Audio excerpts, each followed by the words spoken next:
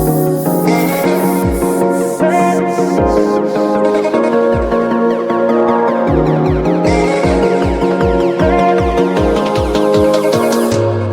Hello hello, क्या हाल चाल, कैसे हैं आप लोग? कैसे चल रही है आप लोगों की पढ़ाई? मैं उम्मीद करता हूं कि आप सब ठीक होंगे और आपकी पढ़ाई बहुत अच्छी चल रही होगी। तो चलिए शुरू करते हैं आज का क्लास, जहां पे हम लोग पढ़ने वाले हैं। पढ़ने वाले क्या है सर? पढ़ने वाले कुछ भी नहीं है। आज जो है क्वेश्चन करने वाले हैं।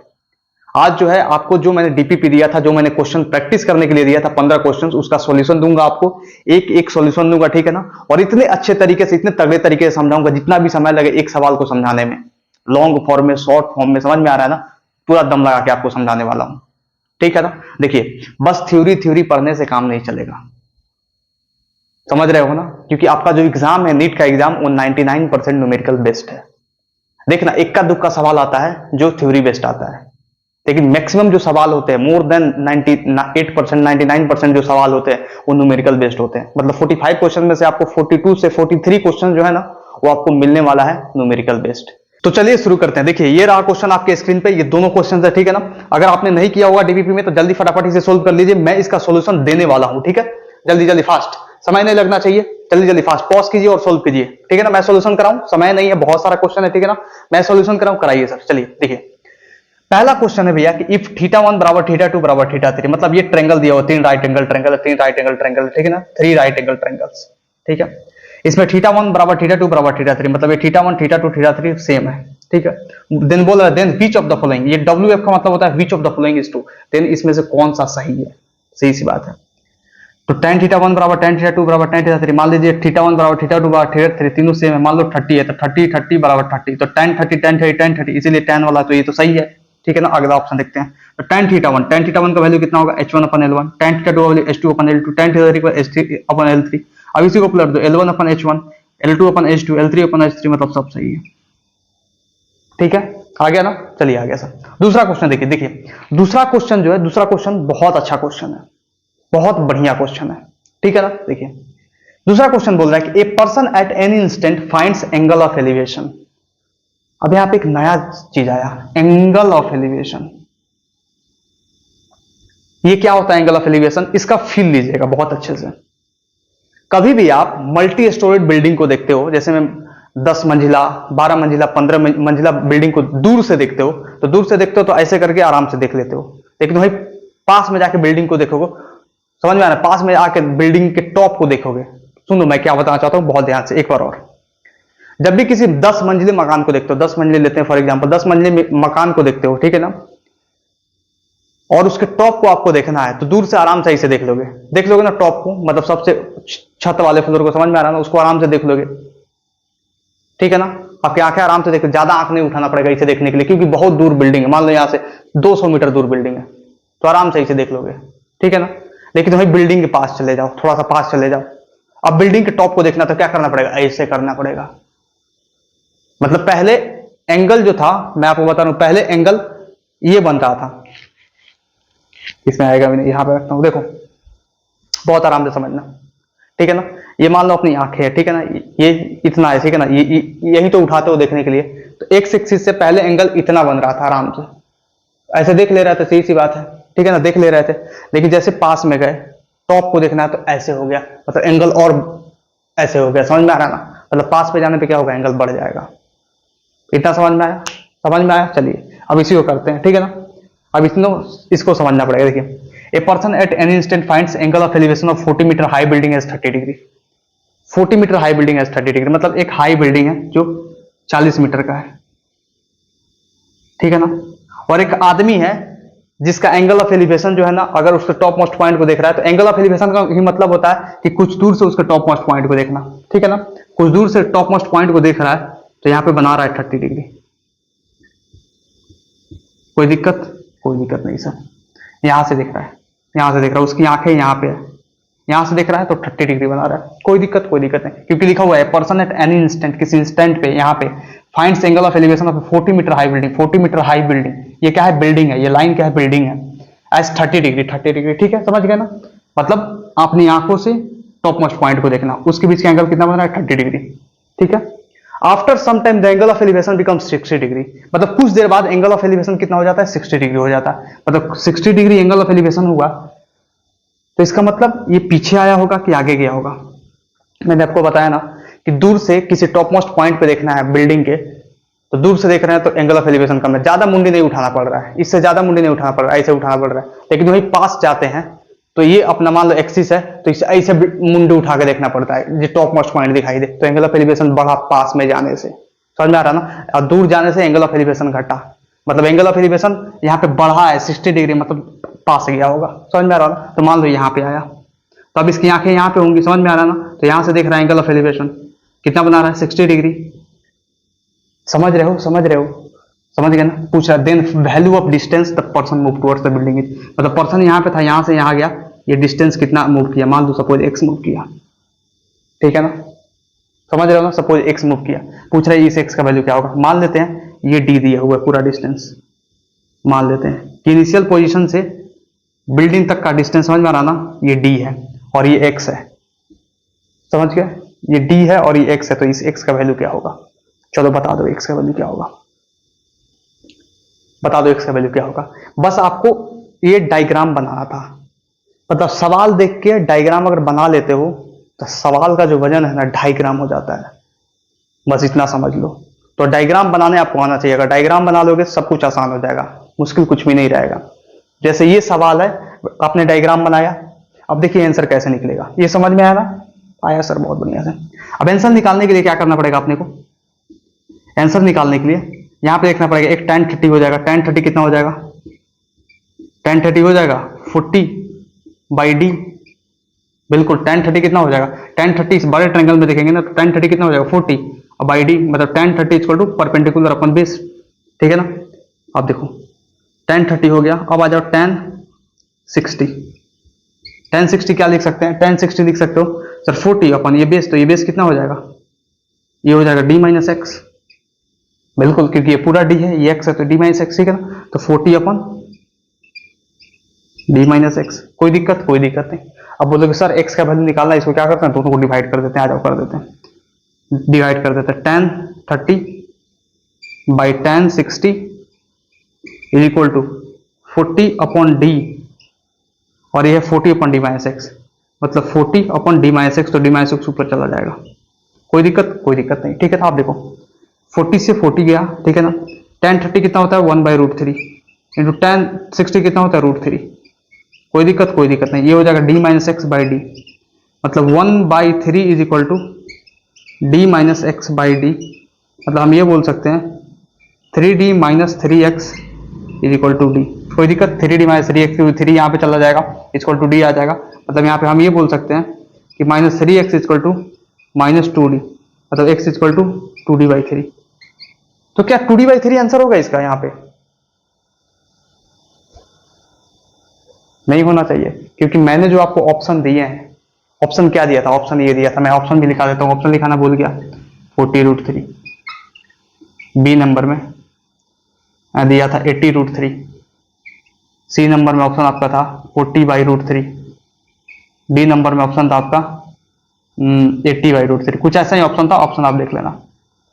तो यहाँ पे तो भैया 2d/3 आ रहा है, तो कहने का मतलब दो वेरिएबल आ रहा है, तो एक वेरिएबल तो गायब होना पड़ेगा, डी को गायब करना पड़ेगा यहाँ पे, ठीक है ना? तो ये सोल्यूशन गलत है, क्योंकि ऐसा ऑप्शन है तो ये सोल्यूशन गलत है, समझ गए ना? ये सोल्यूशन गलत। तो सोल्यूशन करने के लिए क्या करना पड़ेगा, अपने को डी को एलिमिनेट करना पड़ेगा इस फॉर्मूले से।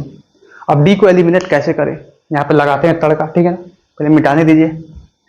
डी को एलिमिनेट करने का बहुत आसान तरीका है, थोड़ी सिंपल मैथमेटिक्स है, ठीक है ना? मैंने बताया था ना कि 15 सवाल और 15 कॉन्सेप्ट, पहला सवाल में अपने कॉन्सेप्ट देखा, दूसरा सवाल में कॉन्सेप्ट देखिए, ऐसे 15 सवाल तक ले जाऊंगा, समझ में आ रहा ना? और एक एक कॉन्सेप्ट का बैंड बजा कर रख दूंगा आपके सामने, ठीक है ना? देखना एक एक सवाल से सब कुछ रिवाइज होगा आपके सामने। देखो हम क्या कर सकते हैं, इसको डी को लिख सकते हैं यहाँ पे 40/tan 30, बिल्कुल सर, इक्वेशन 1 मान लो इसको। यहाँ पे हम लिख सकते हैं d minus x is equal to 40/tan 60, बिल्कुल सर। तो यहाँ पे हम लिख सकते हैं कि यहाँ से क्या करते हैं ना, d माइनस एक्स है ना, तो हम क्या करते हैं ना, d में इसको ऐड कर देते हैं, इसको लाते हैं तो माइनस होगा, एक्स उधर, तो एक्स इक्वल टू क्या हो जाएगा, एक्स इक्वल टू हो जाएगा डी, कुछ गलत हो रहा है क्या, डी माइनस एक्स, ठीक है ना, डी माइनस एक्स, ठीक है, बिल्कुल बिल्कुल। तो डी का तो वैल्यू निकालना नहीं है अपने को निकालना है, हाँ डी का वैल्यू निकालना है। चलो चलो, हो गया, जस्ट 1 मिनट, थोड़ा मैं कंफ्यूजन में आ गया था, जस्ट 1 मिनट। देखो यहां से हम डी का वैल्यू निकाल सकते हैं, डी का वैल्यू कितना हो जाएगा, 40 अपॉन 1060 प्लस एक्स, तो ये दूसरा इक्वेशन हो गया। कोई दिक्कत नहीं सर, कैसे, ये डी माइनस एक्स था, डी इधर एक्स को भेजो तो ऐसे हो गया, पहला इक्वेशन दूसरा इक्वेशन, मतलब ये भी डी और ये भी डी, यहाँ पे ये डी और यहाँ पे ये डी, समझ में आ रहा ना। जब LHS दोनों का सेम है तो ये RHS भी दोनों का सेम होगा, समझ में आ रहा है ना। ये तो सिंपल मैथ्स है, ये तो समझ में आना चाहिए ना, ठीक है ना। ये दोनों डी के बराबर है, मतलब ये दोनों बराबर होंगे आपस में, मतलब हम यहाँ पे कर सकते हैं कि 40 upon 1030 is equal to 40 upon 1060 plus x, मतलब ये आएगा 40 अपॉन 1030, कितना आएगा, 40 अपॉन 1030 आ जाएगा 40√3, और ये मैं इक्वल टू दिया हूं ना, हाँ तो इक्वल टू होके इधर ये जो आएगा इधर माइनस आ जाएगा, ठीक है ना, इक्वल टू है तो इक्वल टू डाल देते हैं, कोई दिक्कत नहीं, ठीक है ना। ये कितना हो जाएगा 40/√3 is equal two plus x. अब यहां से क्या कर सकते हैं, सही सी बात है, एक्स इज इक्वल टू लिख सकते हैं 40√3 माइनस 40/√3, मतलब एक्स का वैल्यू क्या आ जाएगा, ये हो जाएगा √3, इससे जाएगा तो 120 आएगा, 120 में 40 या 80/√3, मतलब ऑप्शन कौन सा, बी। देखिए 80/√3 आंसर आया है, 80/√3 आंसर आया होगा। देखिए इस सवाल को समझाने में मैंने लगभग 6 से 7 मिनट लगाया, इस सवाल में नहीं लगा समय क्योंकि बहुत आसान था, ठीक है ना। अब इसमें मैंने समय लगा, अगर मान लो मैं समय इसमें ना दूं, आपको एक एक तरीका ना सिखाऊं, मैं एंगल ऑफ एलिवेशन ना बताऊं, मैं ये ना बताऊं कि भाई इधर रॉन्ग सोल्यूशन किया था, रॉन्ग सोल्यूशन क्यों हुआ, मैं ये ना बताऊं कि इसको हम क्यों डिवाइड नहीं करेंगे शुरू में, मैं ये क्यों नहीं बताऊं कि डी को एलिमिनेट करना पड़ेगा क्योंकि एक्स का वैल्यू निकालना है, तो समय तो रहेगा हर एक सवाल में। तो आपको क्या करना है, जल्दबाजी नहीं करना है भैया, जल्दी करना है लेकिन जल्दबाजी नहीं करना है, समझ रहे हैं ना। तो सीखने का समय हो, वहां पे 3 घंटा बैठना है, यहाँ पे आपको पूरा साल भर तैयारी करके, फ्रेशर हो तो 2 साल तैयारी करोगे, ड्रॉपर हो तो 1 साल तैयारी करोगे, बस 3 घंटे के पेपर के लिए, समझ जाओ। तो इतना रगड़ डालो कि मजा आ जाए, रगड़ना खूब घिसना पड़ेगा, बढ़िया से घिसना पड़ेगा, तरीका से घिसना पड़ेगा, सिस्टम में आना पड़ेगा, कॉन्सेप्ट पढ़ना पड़ेगा, समझ में आ रहा है ना। सवाल को समय देके करना पड़ेगा, फटाफट भागोगे तो भागते रह जाओगे, कितना ड्रॉप निकल जाएगा, जिंदगी बीत जाएगा, जीवन में कभी डॉक्टर नहीं बन पाओगे, लिख के देता हूं मैं, ठीक है, समझ में आया ना। तो चलिए इसे नोट कीजिए, नेक्स्ट क्वेश्चन कराता हूं आपके सामने। नेक्स्ट क्वेश्चन आपके बोर्ड पे ये रहा, ठीक है ना। जल्दी फटाफट इन दोनों क्वेश्चंस को करिए, जल्दी फास्ट, ये दोनों क्वेश्चंस बहुत ही महत्वपूर्ण है, ठीक है ना, बहुत इंपॉर्टेंस है इसका, जल्दी फास्ट। हो गया, कर लिया आपने, मैं कराऊं, देखिए मैं कराता हूं। क्वेश्चन है, the speed of a particle moving along a straight line is given by v equal to t square plus 3t-4, ठीक है ना। मतलब एक पार्टिकल स्ट्रेट लाइन जो मूव कर रहा है, जिसका इक्वेशन दिया हुआ है, ठीक है ना, where v is in metre per second and t is second, find time at which the particle will momentarily comes to rest. देखिए दो चीजें यहां पे पकड़ना पड़ेगा आपको, इस सवाल को समझे ना। सवाल क्या है, सवाल ये बोल रहा है कि एक पार्टिकल है जो एक स्ट्रेट लाइन में मूव कर रहा है, जिसका इक्वेशन दिया हुआ है v equal to t square plus 3t-4, बिल्कुल सर।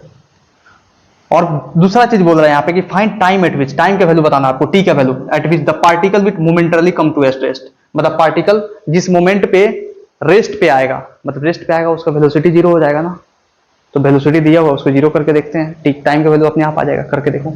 यहाँ पे दिया हुआ v is equal to t square plus 3t-4, हो गया, ठीक है ना। तो वेलोसिटी 0 करेंगे, टी स्क्वायर प्लस 3t-4, मतलब इसको हम ऐसे भी लिख लो, टी स्क्वायर प्लस 3t-4 बराबर 0। कोई दिक्कत नहीं, समझ आ रहा है ना। बाहर झमाझम बारिश हो रहा है, खूब हेवी तरीका से, कचाकच, इतना बारिश हो रहा है, मतलब समझो कि 3-4 घंटा से खूब बारिश हो रहा है, एक्सेस तरीका से बारिश हो रहा है, लग रहा है बाढ़ आ जाएगा, पूरा कोटा जो है ना दहा जाएगा इसी बाढ़ में, ठीक है ना। देखो इधर वैसे होना चाहिए, बहुत ज्यादा गर्मी भी है यहाँ पे, ठीक है ना। अभी मैं पढ़ा रहा हूँ, अभी गर्मी हो रहा है, बारिश हो रहा है फिर भी गर्मी हो रहा है, ठीक है। देखो यहाँ पे, अब यहाँ पे क्या करेंगे, अब यहाँ पे हम क्या कर सकते हैं भैया, इसी बात है, यहाँ पे हम -v plus minus under root b square minus 4ac upon 2a लगाना है तो लगा लो, नहीं तो आपको दूसरे तरीके से सोल्व करना है, दूसरे तरीके से सोल्व कर लो। चलो मैं फॉर्मूला सोल्व करके दिखाता हूँ इसको, ठीक है ना। लगाते हैं तो x1 क्या हो जाएगा, minus b plus under root b square minus 4ac upon 2a। तो यहाँ पे क्या है, a क्या बोल सकते हैं 1, b क्या बोल सकते हैं 3, c क्या बोल सकते हैं -4। बताओ ये बोल सकते हैं ना, बिल्कुल सर, बिल्कुल बोल सकते हैं सर। ये बी थोड़ा सा बड़ा लिखना जरूरी है, पता चले बहुतों को दिखे ही नहीं, ठीक है ना। देखो यहाँ पे तो माइनस बी मतलब -3 plus under b square minus 4ac। B square minus 4ac मतलब डी क्या वैल्यू, सही सी बात है। तो बी स्क्वायर माइनस 4ac मतलब 3a स्क्वायर माइनस 4ac का मतलब हुआ -4 इंटू ए, मतलब सी हो गया, ए हो गया, ठीक है, 1 इंटू 4, ये हो गया -4ac, -4a और ac थोड़ा उल्टा हो गया, कोई दिक्कत नहीं, कोई दिक्कत नहीं, चलेगा सर, समझ में आता है। 2 इंटू ए हो जाएगा 2 इंटू 1, कोई दिक्कत नहीं। तो x1 का वैल्यू यहाँ से कितना आ जाएगा, ये हो जाएगा अपना -3 और ये हो जाएगा 4 चौको 16 और 3 3 9, 9 और प्लस 16, 9 प्लस 16 कितना 25, 25 का रूट 5/2, मतलब ये आ गया अपना 2/2 मतलब 1। तो x1 तो नहीं आएगा ना, क्यों, क्योंकि x1 क्यों लिखिएगा सर, t1 लिखिएगा ना, यहाँ पे t1 लिखिएगा ना, क्यों, क्योंकि टाइम है ना। लेकिन जब हम लोग क्या कर रहे हैं, x वाला ही रूट निकालते हैं तो थोड़ा सा वहां पे चल जाता है दिमाग, ठीक है ना। तो यहाँ पे t1 होगा टाइम, तो यहाँ पे टाइम कितना है 1 सेकेंड, t1 टाइम है इसलिए सेकंड यूनिट आएगा, क्योंकि यहाँ पे सेकंड ऑलरेडी यूनिट बोल चुका है, ठीक है ना। और देखो टाइम दूसरा निकालते हैं, t2 भी तो आएगा, कैसे, -b minus under root b square minus 4ac upon 2a। तो यहाँ पे कर दो -3 प्लस नहीं minus under root 3a square -4 into -4 × 1 upon 2a, मतलब 2 इंटू 1। इसका सॉल्यूशन कितना हो जाएगा, इसका सॉल्यूशन हो जाएगा पता है कितना, -3 माइनस है ना, तो ये हो जाएगा -3 और ये माइनस, ये हो जाएगा 5/2 मतलब -8/2 मतलब -4 सेकेंड। अब बताओ आंसर क्या होगा, यहाँ पे 2 है, एक 1 सेकंड आया, एक -4 सेकंड आया, और जो आपको मैंने जो सवाल दिए थे, समझ में आ रहा ना, उसमें ऑप्शन में 1 सेकंड भी है, -4 सेकंड भी है, उसके बाद बोथ भी है। तो आंसर क्या होगा, बोथ होगा कि 1 सेकंड आंसर होगा कि -4 सेकंड आंसर होगा, बता दो आंसर क्या होगा। आंसर जो है बोथ नहीं होगा, आंसर दोनों आ रहा है लेकिन आंसर बोथ नहीं होगा। इसका रीजन क्या है, इसका रीजन बस यही है कि time can not be negative. समय कभी निगेटिव हो सकता है क्या, नहीं हो सकता है यार, ऐसे भी समय कभी किसी के लिए निगेटिव नहीं रहा है, समय हमेशा न्यूट्रल है, सीधी सी बात है, रियल लाइफ में देखे तो। लेकिन फिजिक्स के लाइफ में समय हमेशा पॉजिटिव होगा, समझ में आ रहा ना, समय कभी भी निगेटिव नहीं होगा। देखो तो यहाँ पे क्या लिखेंगे, since time cannot be negative, time can't be negative, so answer जो होगा ना ये वो 1 सेकेंड होगा। समझ गए, दिखाई दे रहा है ना, एक बार देख लेता हूँ दिखाई दे रहा है कि नहीं, क्योंकि थोड़ा सा ज्यादा मैंने नीचे लिख दिया। हाँ चलो कोई बात नहीं, डायरेक्ट अटका जाकर पूरा मार्जिन पे, ठीक है। समझ में आया आपको, अरे समझ में आया आपको, आ गया सर। चलिए ये सवाल कीजिए, ये सवाल, इसका मैंने अभी ऑप्शन दिया था आपको, ठीक है ना, लेकिन मैं ऑप्शन लिखने में समय नहीं व्यर्थ करना चाहता हूँ, आपके पास ऑलरेडी ऑप्शन है, ठीक है। जल्दी जल्दी फटाफट कर दीजिए, जल्दी, कितना होगा आंसर, जल्दी जल्दी, हो गया, कराऊं, कराइए सर। देखिए भैया सही सी बात है, इसमें आप मिडिल टर्म स्प्लिटिंग मेथड, दिमाग खराब हो जाता आपका, इसमें मिडिल टर्म स्प्लिटिंग मेथड दिमाग खराब हो जाएगा आपका, ठीक है ना। तो यहाँ पे क्या करेंगे, अपने फॉर्मूला को बुलाएंगे, P Q S square minus P square plus q square x plus P Q. जो आपको मैंने सुबह में लेक्चर जो डाला था वो क्वाड्रेटिक इक्वेशन और बाइनोमियल थ्योरम का था। तो ये दोनों सवाल जो है क्वाड्रेटिक इक्वेशन पे बेस्ड है, लेकिन बेस्ड तो है क्वाड्रेटिक इक्वेशन पे, लेकिन देख रहे हो ना इसमें एक कॉन्सेप्ट लग गया कि रेस्ट पे जब ऑब्जेक्ट आएगा तो उसकी वेलोसिटी 0 होगी। अब वेलोसिटी दी हुई तो रेस्ट पे आया तभी तो 0 हो गई वेलोसिटी, कर देंगे इक्वेट करके, ये आंसर आया। इतना समझ में आया। एक और कॉन्सेप्ट यूज हुआ यहाँ पे कि टाइम कभी भी नेगेटिव नहीं हो सकता, सही सी बात, टाइम पॉजिटिव होगा, मतलब 3 कॉन्सेप्ट का मिश्रण है ये सवाल, समझ रहे हो ना। तो इसे बोला जाता है एक लेवल का सवाल, एक अच्छा सवाल जो मतलब समझ लो एक कॉन्सेप्ट नहीं 2-3 कॉन्सेप्ट सिखा दे, ठीक है ना। देखो यहाँ पे इस क्वेश्चन को करते हैं, तो इसमें क्वेश्चन में रूट्स निकालना चाहिए, रूट्स ऑफ द इक्वेशन मतलब x1 और x2 का वैल्यू। a क्या है, pq है, b क्या है minus P square plus q square है, c क्या है pq है, सही सी बात है, a भी pq c भी pq, ओ माय गॉड कितना pq pq pq, ठीक है ना। देखो यहाँ पे अब इसका सोल्यूशन करते करते x1 का वैल्यू निकालना है, तो माइनस बी, पहले बी स्क्वायर माइनस 4ac का वैल्यू निकाल लीजिए सर, क्योंकि डिस्क्रिमिनेंट होता है बी स्क्वायर माइनस 4ac का वैल्यू। ये बहुत तड़पाएगा क्या, तो इसको यहाँ पे निकालना नहीं है, इसको इधर ही निकालना पड़ेगा, क्योंकि स्पेस जो है ना, स्पेस थोड़ा सा खतरनाक लेवल का है, इधर थोड़ा सा स्पेस में तो ये होगा ही नहीं। अपन क्या करते हैं, इधर ही कर लेते हैं इसको। कितनों का इसका आंसर आया है, बहुत कोई तो इसमें कर लिया होगा। ये सवाल जो है ना ज्यादा कुछ नहीं, पैसेंस वाला सवाल है। अगर आपके पास पैसेंस है तो ये सवाल सॉल्व हो जाएगा। धैर्य बहुत जरूरी है, समझ में आ रहा है ना। देखो डी निकाल देना है, बी स्क्वायर माइनस 4ac करके कितना हो जाएगा, डी का वैल्यू बी स्क्वायर करो, बी स्क्वायर करोगे तो minus P square plus q square, समझ में आ रहा है ना, इसका होल स्क्वायर, ठीक है ना। कोई दिक्कत नहीं।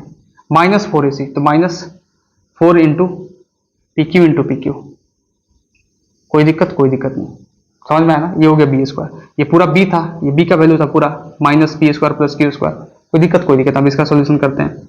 अब इसका सोल्यूशन क्या हो जाएगा, अब इसका सोल्यूशन करने के लिए सीधी सी बात है, बहुत आसान है, ठीक है ना। अब हम क्या करते हैं ना, माइनस को तो बाहर फेंक सकते हैं, फेंक दो सर, सीधी बात है, माइनस को बाहर नहीं फेंकते हैं। एक काम कर सकते हैं, इसमें क्या कर सकते हैं, ये कर सकते हैं, देखिए यहाँ पे माइनस का स्क्वायर क्या हो जाएगा, प्लस हो जाएगा सर, तो छोड़ना पड़ेगा, उसको छोड़ दिया जाए सर। अब P square plus q square कितना हो जाएगा, पी का पावर 4 प्लस क्यू का power 4 plus 2 p square q square. बताइए मैंने कुछ गलत बताया आपको, नहीं सर बहुत सही बताया आपने। अरे माइनस का स्क्वायर कितना हो जाएगा, ऑलरेडी माइनस हो जाएगा ना, पहले प्लस हो जाएगा ना, माइनस इंटू माइनस प्लस, यही बात है। पी का स्क्वायर मतलब पी स्क्वायर का स्क्वायर होगा, ए स्क्वायर, तो ए की जगह पी स्क्वायर है, तो पी स्क्वायर का स्क्वायर प्लस क्यू स्क्वायर का square plus 2 p square q square हो गया, ठीक है। Minus 4 P square q square, मतलब ये कितना आ गया, पी का पावर 4 प्लस क्यू का power 4 minus 2 p square q square, इसमें से ये हट जाएगा। कोई दिक्कत, अरे कोई दिक्कत नहीं सर, बहुत आसान है, ठीक है ना। अब x1 निकाल लेते हैं, x1 होता है माइनस बी मतलब ये P square plus q square हो जाएगा, क्योंकि माइनस बी करेंगे तो ऑलरेडी यहाँ पे माइनस है, ठीक है ना, minus b plus under root b square minus 4ac, तो अंडर रूट पी का पावर 4 प्लस क्यू का power 4 minus 2 p square q square upon 2a, मतलब 2 इंटू पी क्यू। इसका सोल्यूशन कितना हो जाएगा। अब देखो तुम एक बात बताओ, एक बात तो बताना पड़ेगा तुमको, इसका जब तुम सॉल्यूशन करोगे तो क्या हो जाएगा, ये स्क्वायर रूट हट जाएगा ना, कैसे मैं बताता हूं, देखना। इसको लिख सकते हो p square plus q square plus, ठीक है ना, प्लस इसको लिखोगे p square minus q square का whole square, p square minus q square का होल स्क्वायर, और ये ऑलरेडी अंडर रूट है, सी बात है, ठीक है ना, अपन 2a प्लस 2 पी क्यू। कोई दिक्कत नहीं सर, अरे समझ में आ रहा है ना, कि बस जा रहा है दिमाग से, आ रहा है सर। हमने क्या किया, D equal to B square minus 4ac का वैल्यू पहले ही निकाल दिया, और बी स्क्वायर माइनस 4ac का वैल्यू यहाँ पे डालते हैं ना, पहले क्या करते हैं माइनस बी, तो माइनस बी क्या है, तो माइनस माइनस प्लस हो गया, ये बी स्क्वायर माइनस 4ac का वैल्यू यहाँ पे डाला, यहाँ पे 2a, सीधी बात है, ठीक है ना। इसको सोल्यूशन किया तो ऐसे आया। अब देखो ये जब हटेगा ना तब 1/2 आ जाएगा, मतलब इससे ये मार दो, खत्म। मतलब यहाँ पे हम कह सकते हैं कि P square plus q square plus P square minus q square अपन 2 पी क्यू। तो हम यहाँ पे ये कह सकते हैं कि P square plus 2 p square, यहाँ पे कह सकते हैं 2 क्यू स्क्वायर से तो क्यू स्क्वायर चला गया, तो 2 पी स्क्वायर बाई बचा 2 पी क्यू, मतलब एक 2 से 2 गया, पी से एक पी गया, मतलब पी बाई क्यू आंसर आएगा। पहला x1 रूट कितना आया, पी बाई क्यू। अब देखो x2 निकालना है तुमको, तो x2 निकालने के लिए जस्ट करना क्या है, x2 निकालने के लिए x1 निकाला तो डिफरेंस कहाँ होता है, यहाँ पे होता है, यहाँ पे प्लस है तो एक बार माइनस रखोगे, जैसे माइनस रखोगे तो x2 का जो वैल्यू आएगा ना, सिमिलरली मैं यहाँ पे लिख रहा हूँ सिमिलरली। अब कहोगे सर करा दीजिए ना, टफ लग रहा है हमारे लिए, टफ नहीं लग रहा है, बहुत आसान है, कर दोगे आप, ठीक है ना। अगर नहीं हो पाएगा तो आप कमेंट में लिखना, मैं करा दूंगा, ठीक है ना। बस यहाँ पे माइनस लगाना है, बाकी सारा खेल कर देना है, आंसर आ जाएगा आपका क्यू बाई पी। मतलब x1 का वैल्यू आ गया p बाई क्यू और x2 का वैल्यू आ गया q बाई पी। मतलब ऑप्शन कौन सा है जिसमें p बाई क्यू भी हो और q बाई पी भी हो, समझ में आ रहा है ना, वो ऑप्शन आपका सही होगा। समझे आप, बहुत धैर्य के साथ मैंने कराया ना, समझे। इसमें क्या करना था, बस इस सवाल में ऐसा था कि बस पैसेंस चाहिए, ठीक है, चलिए इसे नोट कीजिए, नेक्स्ट क्वेश्चन करते हैं, जल्दी जल्दी फटाफट नोट कर दीजिए।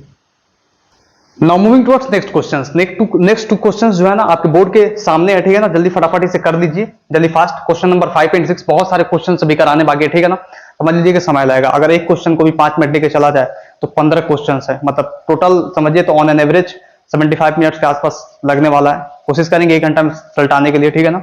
जल्दी जल्दी फटाफट कर दीजिए इसे, जल्दी जल्दी फास्ट।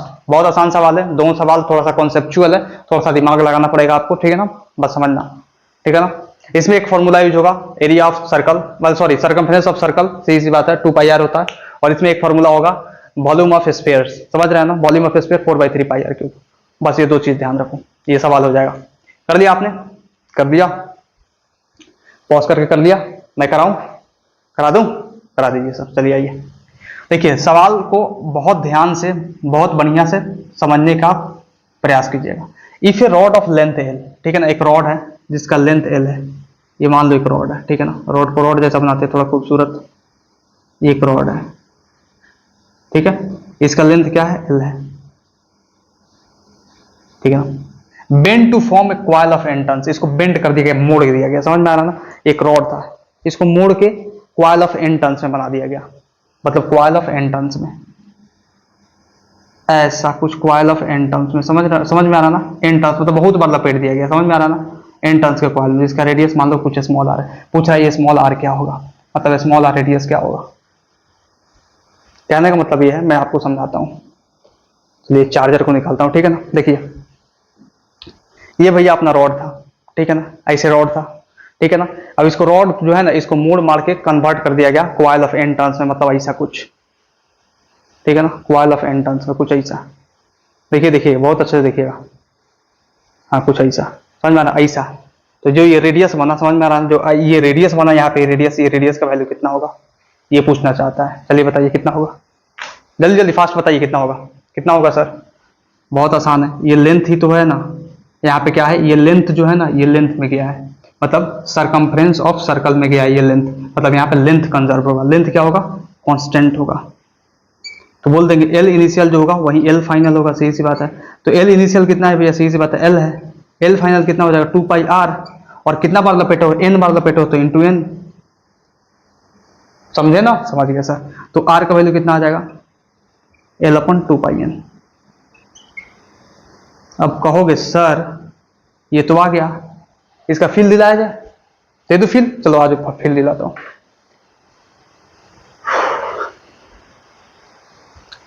कहने का मतलब यहां पे ये है कि अगर लेंथ बड़ा होगा तो रेडियस क्या होगा। अगर देखो यहां पे कहने का मतलब ये है, देखना इसको समझ थोड़ा सा, देखो डायरेक्टली और यूनिवर्सिटी प्रोपोर्शनल तो आपने पढ़ लिया है, सीधी सी बात है। उससे आपको एक चीज मैं समझाता हूं, यहाँ पे देखना एक चीज ट्विस्ट है, थोड़ा सीखने की कोशिश करो, ठीक है ना। बस आंसर आ गया उससे मतलब नहीं है, आंसर आ गया उससे मतलब है ही नहीं, ठीक है ना।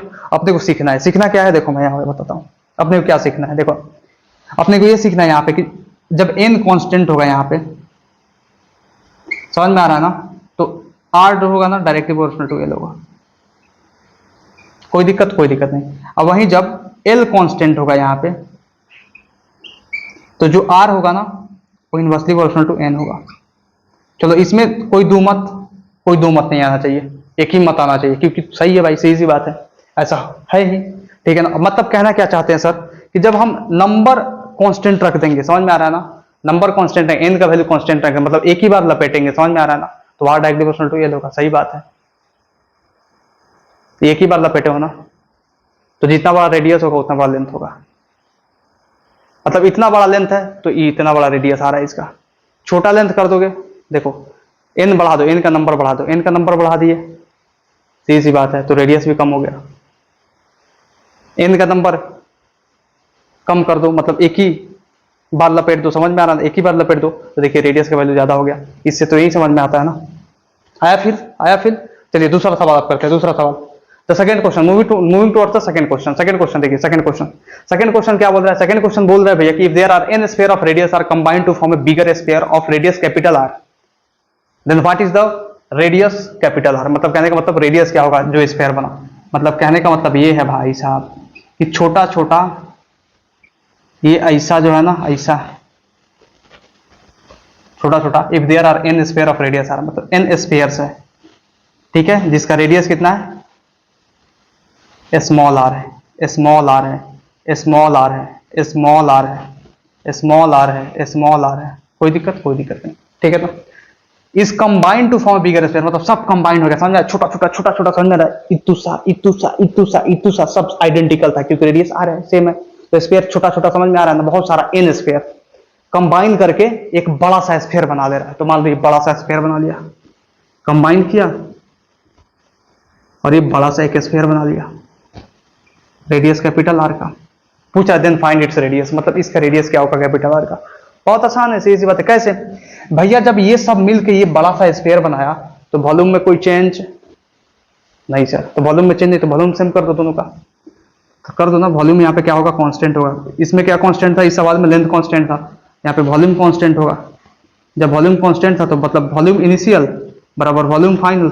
इनिशियल वॉल्यूम कितना होगा, 4/3 pi small R cube into N. N क्यों सर, क्योंकि एन स्क्वायर था ना, एक का ना हुआ 4/3 पाई आर क्यूब, लेकिन एन स्क्वायर है तो एन से मल्टीप्लाई करेंगे ना। हाँ बिल्कुल सीधी सी बात है, इज इक्वल टू इसका वॉल्यूम कितना हो जाएगा, 4/3 पाई कैपिटल आर क्यूब। कोई दिक्कत नहीं। अब यहां से 4/3 पाई से 4/3 पाई गया, सीधी सी बात है।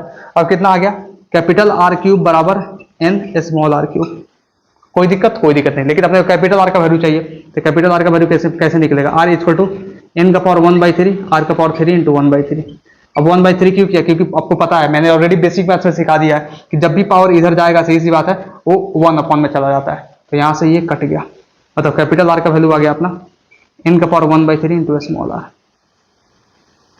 इसको क्या करना है, समझो देन रटो, समझो देन रटो।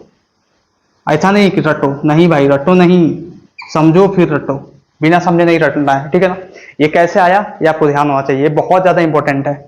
ये इंपॉर्टेंट क्यों है, ये इंपॉर्टेंट इसलिए है क्योंकि ये चलकर सरफेस टेंशन जब अपन पढ़ेंगे फ्लूइड्स में, वहां पे यूज होगा, बहुत जगह यूज होगा, ठीक है ना।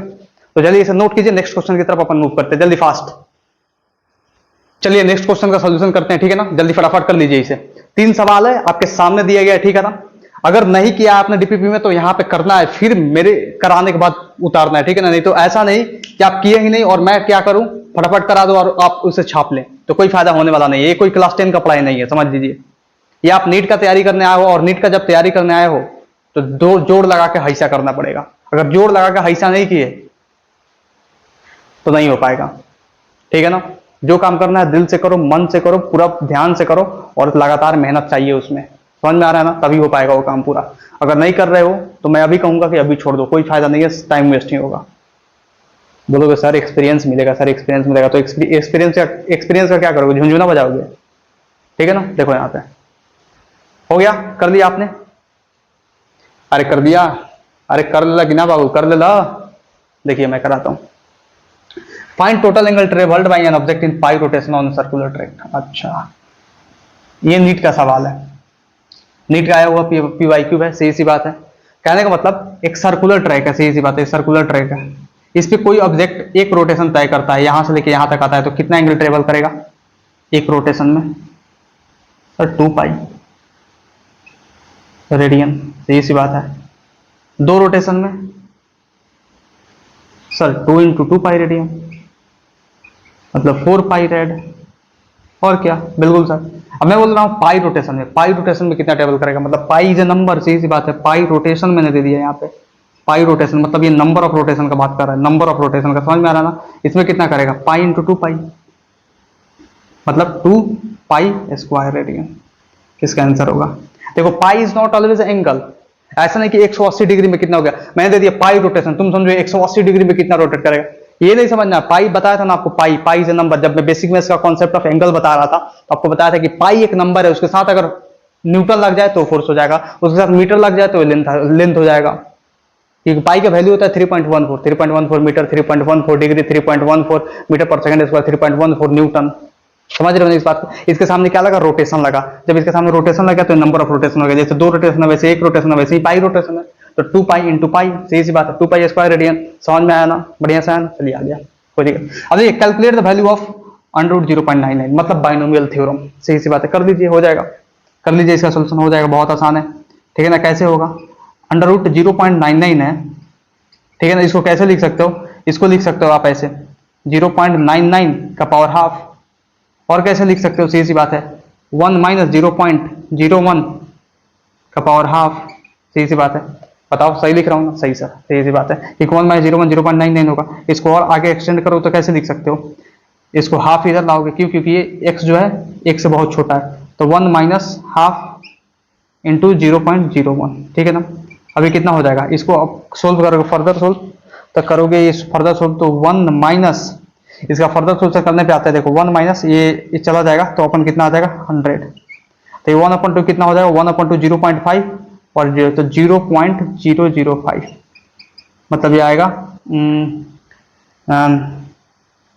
1.005 है, 1.005 भी आएगा ना। करो ये 0.5 है 2, 1.00005 नहीं 1.05, रुक जाओ एक बार पूरा अच्छे तरीके से करते हैं, ठीक है ना। कंफ्यूजन बैठ रहा है यहाँ पे, कंफ्यूजन नहीं बैठना चाहिए, ठीक है ना। डायरेक्ट करना यही तो गलती होता है, ठीक है ना। देखो यहाँ पे देखो, क्योंकि मुझे देखो मैं चाहूँ तो करा दूँ शॉर्टकट, लेकिन मेरे करने से तो आपका एग्जाम नहीं निकल जाएगा ना, इसलिए आप डिटेल में सीखिए उसको। शॉर्टकट में कब बनाइए कि जब आप 5 बार उस सवाल को सोल्व कर लें, छठे बार में शॉर्टकट तरीके से करें, ठीक है ना। देखिए अब हाफ 1 है माइनस 1/2 को 0.5 लिखा जा सकता है, हाँ, इंटू 1/100।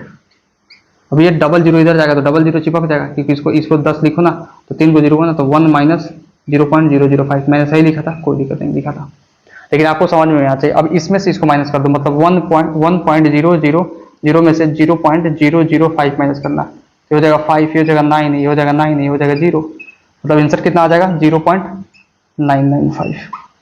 और ये पहले से भी अंडरस्टूड था, लेकिन मैंने आपको ये डेसिमल वाला कराया कि अगर किसी को नहीं आता हो तो उसको दिक्कत नहीं होना चाहिए। कोई दिक्कत, कौन सा ऑप्शन मैच कर रहा है देख लीजिए कौन सा ऑप्शन था, ठीक है ना। 0.995 इसका आंसर हुआ, बिल्कुल सर। अब देखिए 9 नंबर क्वेश्चन है जो बहुत अच्छा क्वेश्चन है, क्योंकि इसमें अपना ये m equal to m naught 1/√1 minus B square by C square, theory of relativity में देखते हैं ये, ठीक है ना।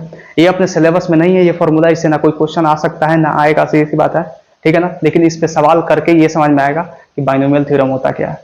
एक तो ये देखा आपने इस टाइप का क्वेश्चन, एक इस टाइप का क्वेश्चन देख लो। एक आपको क्लास में कराया था मेन क्वेश्चन, किस चीज का, ग्रेविटेशनल फोर्स से कराया था ना, GH बराबर G0 1 माइनस 2H अपना, सही सी बात है, वो वाला कराया था, ठीक है। एक ये सवाल करो तब समझ में आएगा। इसमें जो दिया हुआ है ना बस वो पुट कर देना इसके अंदर। m इक्वल टू ये मूविंग मास होता है, इक्वल टू ये रेस्ट मास होता है upon √1 minus v square by C square होता है। ये स्पीड ऑफ कोई ऑब्जेक्ट दे देगा, सही सी बात है, जो मास है, और c होता है स्पीड ऑफ लाइट, समझ में आ रहा ना।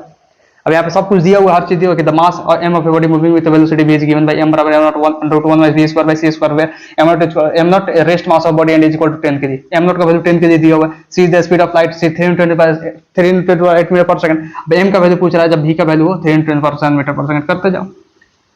m का वैल्यू कितना दिया हुआ, m का वैल्यू पूछ रहा है, दिया हुआ नहीं है, 10 kg दिया हुआ है, ये सीधी सी बात है। √1 minus v square by C square, मतलब 3 इंटू 10⁷ का स्क्वायर अपॉन 3 इंटू 10⁸ का स्क्वायर, मतलब ये कितना हो जाएगा, m बराबर 10 अपॉन, इसका फर्दर सॉल्यूशन करें तो हो जाएगा √1 माइनस 9 इंटू 10⁻14 9 इंटू 10⁻16, क्योंकि इसका स्क्वायर ऐसे होगा ना, सही सी बात है, होगा बिल्कुल सर। अब देखो, ठीक है ना। अब देखो, अब इसका सॉल्यूशन करने के लिए हम ये कर सकते हैं, ये 9 से तो 9 गया, 10⁻2 बचा यहाँ पे, ठीक है ना, बिल्कुल 10⁻⁻2 हो जाएगा ऊपर जाके, मतलब ये 0.01 हो गया। मतलब ये हो गया कैसे, m बराबर 10 अपॉन √1 माइनस 0.01, हाँ यही तो हो रहा है, 0.1 माइनस 0.01, कैसे, 10 का स्क्वायर है, नीचे 10 का स्क्वायर बचा तो उसको 0.01 तो लिख सकते हैं सर। अब यहाँ पे बाइनोमियल अप्रोक्सीमेशन लग सकता है कि नहीं, 10 अपॉन 1 माइनस 0.01 का पावर हाफ। अरे यार वाह, कैसा सवाल है ये, ऐसा सवाल है कि सेम यहाँ से उठा के हम डाल सकते हैं, 1 माइनस 0.01 का पावर हाफ, वाह, इसका वैल्यू होता है 0.995, डाल दो यहाँ पे। 10 अपॉन m का वैल्यू हो गया 10 अपॉन 0.995, ये इधर ले जाओ, इधर ऊपर जाएगा तो ये 3 0 हो गया, ठीक है ना। अब इसको कर दो यहाँ से, सीधी सी बात है, करोगे तो कितना हो सकता है, इसको ऐसे लिख दो ना, 1000 इंटू 10 बाई 995, और एक बार में इससे कटाओगे, इंटू 10 से मल्टीप्लाई कर देना, ठीक है ना। अब इसको डिवाइड करना तो कर लो, 995 को जब तुम डिवाइड करोगे 10,000 से, तो ये 1 बार में 995, तो बचेगा 5, यहाँ पर डेसिमल तो 1 0, तो यहाँ पे 1 0, तो एक और 0, तो यहाँ पे एक और 0, यहाँ पे एक और 0, तो एक और 0, इस बात है। 9955 जा कितना होता है, 5 जो हो जाएगा 995 हो जाएगा 50 25 के 5 5 9 45 और 2 47 के 7 और 5 9 45 और 45 4 49 49 75। ऐसे ही 25 कम हुआ क्योंकि 5 5 कहीं तो कम, ऐसे ही सी बात है, ठीक है ना। अब इसका आएगा 10 में से 5 गया 5, 9 में से 7 गया 2, अब इसको इधर से 9 में से 9 गया, इस इधर से घटाते रहो, 0 25 बचा, सही सी बात। अब इसका फर्दर सोल्यूशन कर सकते हो, सही सी बात है, लेकिन फर्दर सोल्यूशन नहीं करता है, इतना ही नहीं, तो ठीक है ना। 1.0005 मतलब 10 इंटू, ठीक है ना, 000 उतरेगा क्या, 1 0 इसके लिए, एक डेसिमल, सॉरी 000 तो नहीं उतरेगा, एक ही 0 उतरेगा।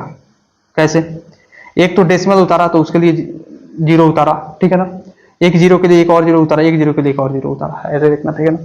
तो 10 इंटू 1.005 मतलब हम इसको कर सकते हैं 10 टू द पावर 3, तो ये कितना हो गया, एक 0 से एक 0 करा मतलब 10.05। किसका किसका आंसर मैच किया, किसका किसका आंसर मैच किया, जल्दी बताओ किसका किसका आंसर मैच किया। टफ है, टफ कुछ भी नहीं है, सीधी बात है, बहुत आसान है, बस बाइनोमियल अप्रोक्सीमेशन आया तो यहाँ पे आपने इसका कर दिया, नहीं तो इसका सोल्यूशन करते करते ना आपकी नस अटक जाती, क्योंकि मैथ्स के स्टूडेंट तो आप हो नहीं, सीधी बात है, आप हो बायो के स्टूडेंट, समझ में आ रहा है ना, बायोलॉजी के स्टूडेंट, और जो बायोलॉजी का स्टूडेंट है उसको बाइनोमियल थ्योरम आना बहुत जरूरी है फिजिक्स को सोल्व करने के लिए, समझ गया ना। तो चलिए इसे नोट कीजिए, नेक्स्ट क्वेश्चन की तरफ अपन मूव करते हैं। 6 क्वेश्चन और बचे हुए हैं, ठीक है ना, जल्दी जल्दी फटाफट, fast fast fast.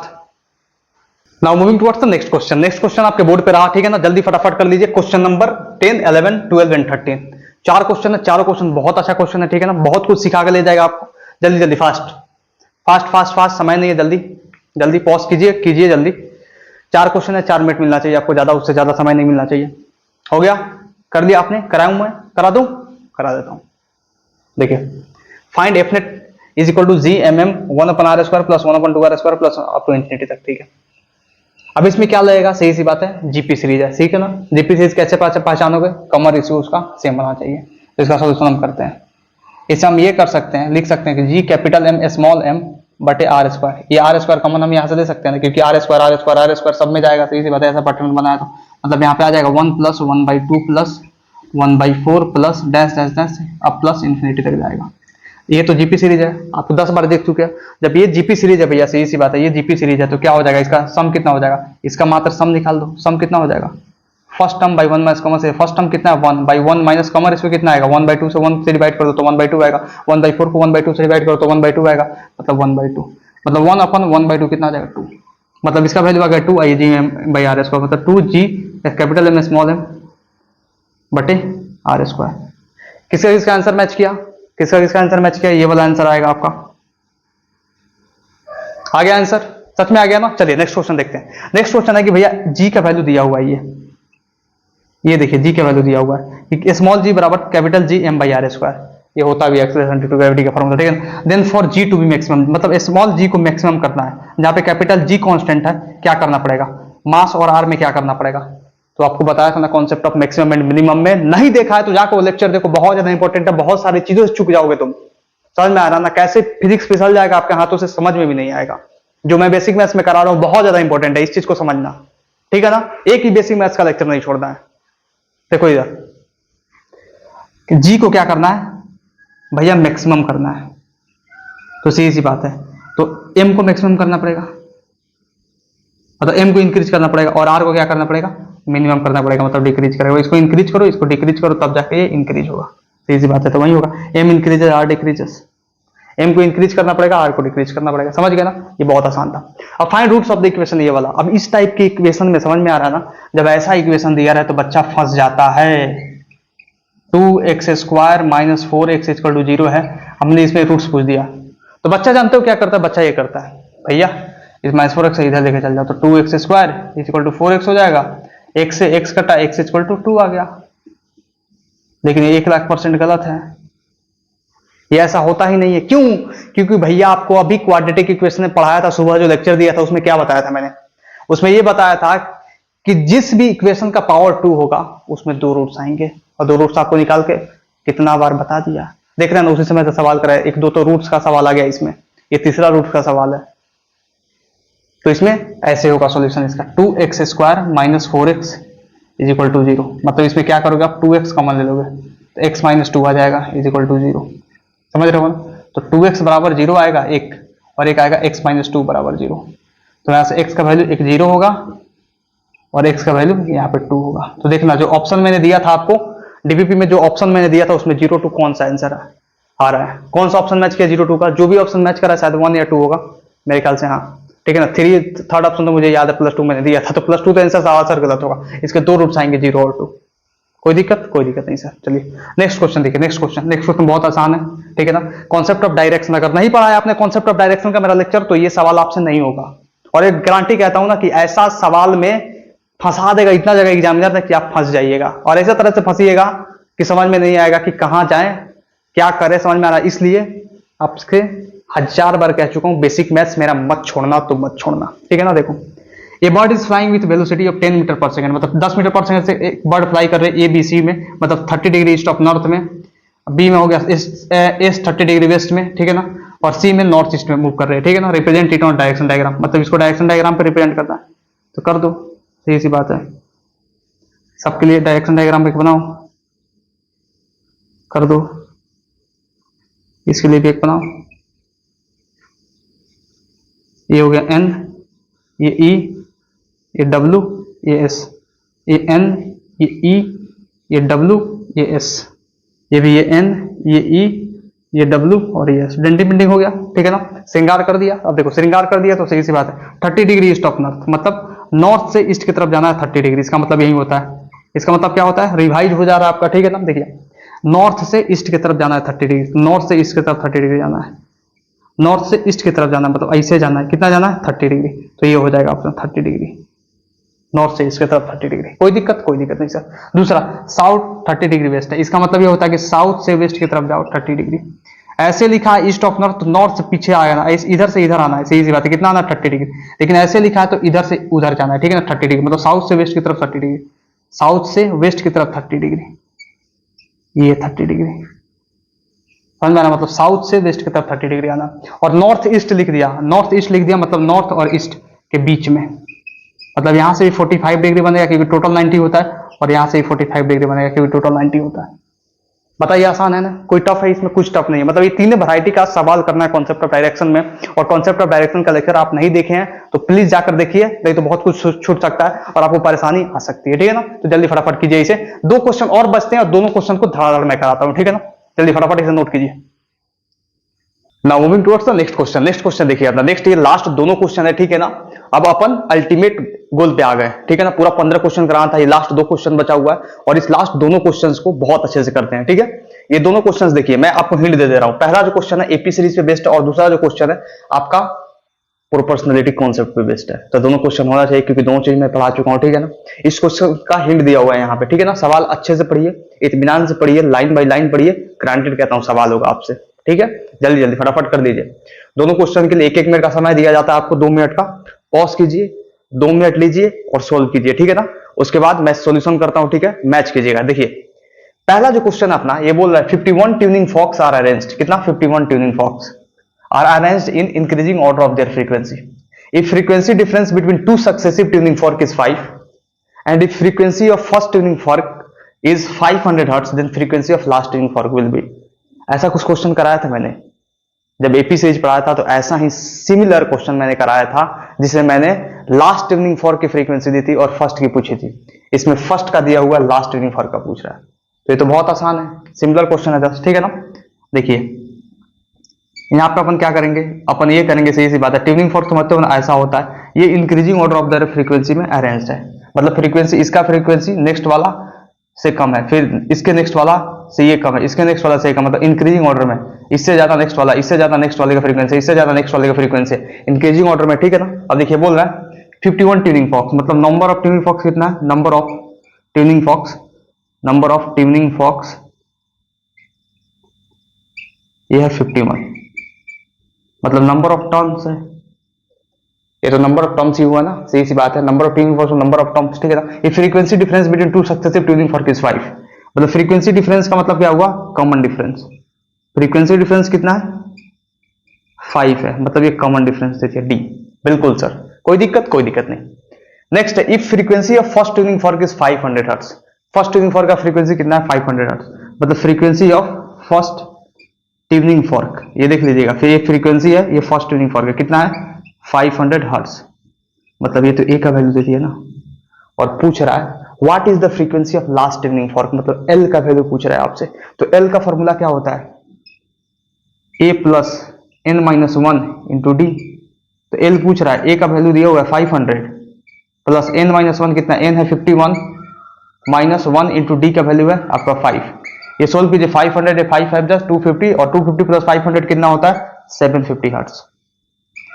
Answer match कीजिएगा, 750 हर्ट्ज किसका किसका आंसर आया भैया, आ गया, ठीक है ना। जल्दी जल्दी चलिए, बहुत आसान था ये, बहुत ज्यादा आसान था क्योंकि ऑलरेडी ये सवाल कराया गया था। लेकिन ये सवाल देखिए, ये सवाल थोड़ा सा अच्छा सवाल है, ठीक है ना। अगर मैं ये हिंट ना दूं तो ये सवाल आप नहीं कर सकते हो एज ए फ्रेशर, लेकिन एज ए ड्रॉपर कर सकते हो क्योंकि ड्रॉपर सारे पढ़े होते हैं, ठीक है ना।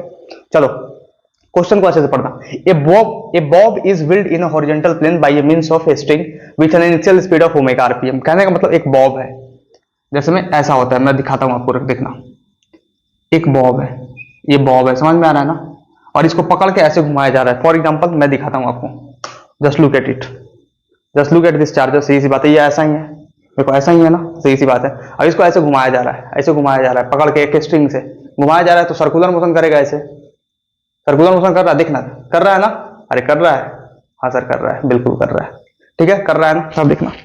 अब देखना यहाँ पे बोल रहा है bye means of string with an initial speed of omega RPM, मतलब ओमेगा आरपीएम। तो अब यहाँ पे जानना नहीं है कि ओमेगा क्या है, आरपीएम क्या है, यहाँ पे कुछ नहीं जानना है, बस सवाल पढ़ते जाओ, सवाल सोल्व हो जाएगा, ठीक है ना। सवाल पढ़ते जाओ, सवाल सोल्व हो जाएगा।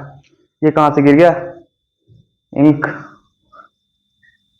नो प्रॉब्लम, ठीक है ना, कोई दिक्कत, कोई दिक्कत नहीं। मतलब इनिशियल सिचुएशन देखना है यहाँ पे क्या दिया हुआ है, और फाइनल सिचुएशन देखना है यहाँ पे क्या दिया हुआ है। बोल रहा है कि a bob is whirled in horizontal plane by means of string with an initial speed of, initial speed कितना दिया ओमेगा आरपीएम, ठीक है ना। The tension in the string is t, मतलब इनिशियल टेंशन कितना दिया टी, ठीक है ना। इफ स्पीड बिकम्स 2 ओमेगा, मतलब पहले ओमेगा था अब 2 ओमेगा हो गया, 2 ओमेगा हो गया, सही सी बात है, ठीक है ना। कीपिंग द सेम रेडियस, मतलब पहले रेडियस आर था तो इसका भी रेडियस आर, इसका रेडियस आर था तो इसका भी रेडियस आर, बिल्कुल सर। पूछा then tension in the string will be, और टेंशन का फॉर्मूला मैंने ये दिया हुआ है, टेंशन का फॉर्मूला मैंने क्या दिया हुआ, tension is equal to M omega square R. यहाँ पे एम क्या है, ये मास ऑफ द बॉब है, ओमेगा क्या है, ये किस एंगुलर स्पीड से मूव कर रहा है, सही सी बात है, और आर क्या है, ये रेडियस ऑफ द स्ट्रिंग है, मतलब सेंटर से वहां तक जहां तक बना रहा है, ठीक है ना। कोई दिक्कत, कोई दिक्कत नहीं। अब इसमें देख लेना क्या क्या चीज कांस्टेंट है, मास तो कांस्टेंट रहेगा, क्यों भैया, क्योंकि पहले जो मास था अभी मास वही रहेगा। क्या मैंने घुमा दिया पकड़ के तो मास चेंज थोड़ी हो गया, ऐसे था घुमा दिया तो मास चेंज हो जाएगा, नहीं होगा, सही सी बात है, ठीक है ना। तो मास कांस्टेंट, रेडियस बोल रहा है कांस्टेंट है, मतलब T directly proportional to omega square. अब जो सॉल्यूशन हो ही गया, यही तक तो आना था आपको, सही सी बात है। मतलब यहाँ पे क्या सीख रहे हैं आप ये सीख रहे हैं कि भैया ये फॉर्मूला याद होना चाहिए तब ये हो जाएगा, बाकी ये तो अपने करने आता है, बाएं हाथ का खेल है, सीधी सी बात है। T1/T2 is equal to omega 1 square upon omega 2 square, बिल्कुल।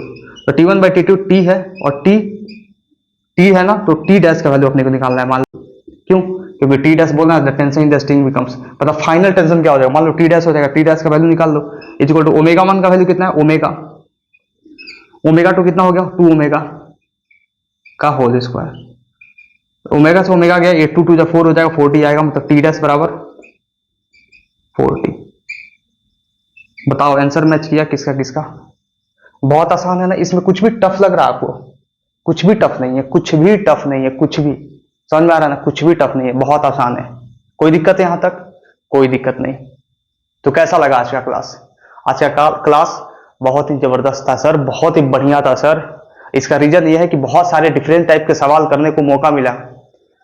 लेकिन देखिए एक बात मैं आपको बताऊं, तो ये हमने तो सवाल करा दिया, लेकिन क्या आप ये सवाल करके आए थे, अपने आप से पूछना, और ईमानदारी से अगर आपने ये सवाल कर लिया होगा, 15 में से 10 भी सवाल कर दिया होगा, तो समझो आप बहुत अच्छे लेवल पे चल रहे हो, ठीक है ना। और जो 15 में 15 किया उसका तो बात ही अलग है भैया, ठीक है ना। लेकिन ये आप 15 में 15 कर सकते थे। इसका रीजन क्या है, रीजन यही है कि मैंने वो हर एक रिक्वायरमेंट इसमें दिया हुआ है, वो हर एक चीज पढ़ाया हुआ है जो इन सवालों में यूज होगा, ठीक है ना। कोई दिक्कत, कोई दिक्कत नहीं। तो चलिए आज के लिए बस इतना ही। थैंक यू वेरी मच, आप सबको नमस्कार।